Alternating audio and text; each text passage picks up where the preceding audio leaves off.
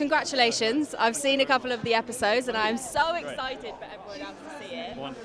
What can you tell us about Benedict this season? Because obviously his sexuality was left quite open in the last season, it's fair to say. Is that explored a bit more?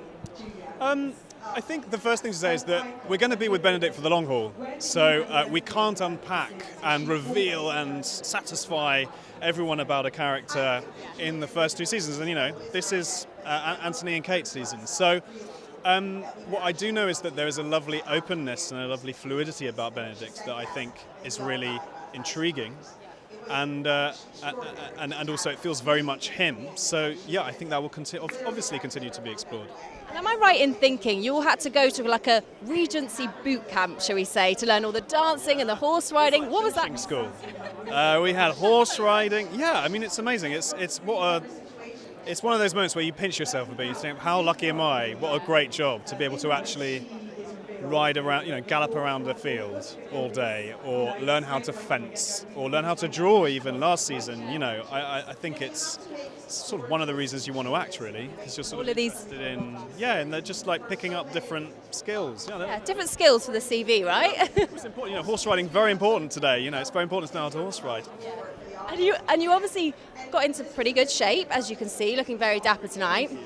Do we have any steamy scenes, can we say? I know it's a lot more toned down this season. I wouldn't say it's toned down. I think it's a different kind of steaminess. I think it's all more about simmering tension rather than, because I think that the plot last year centred a lot around literal sex. So obviously there was going to be a lot of sex because that was a big part of the plot. Yeah. This season it's a bit different. And I think that's the strength of the show, that it comes back every year.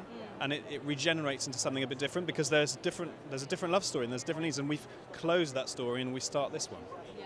And just lastly, if Tinder was around in the Regency era, who would you be pairing Benedict up with, do we think? Who would we be swiping right on? I don't think he could choose. I think he's so indecisive, and he'll just go. I mean, it sounds like he'll go with anyone, wouldn't he? I think it'll be more a question of how many dates he can fit into one day, probably. Speed dating. And just very, very lastly, for the fans, why do they want to come back and watch season 2? I think because we just get to know so much more. I think it gets to sort of play and deepen everything that you've seen in season 1. So it's such a long haul, this show, and so to sort of be taken along slowly on this big, huge, epic adventure, that's it. It's just plunging in deeper every time. Well, congratulations. It's incredible. I can't wait for everyone to see it. It's lovely chat to you. Bye-bye.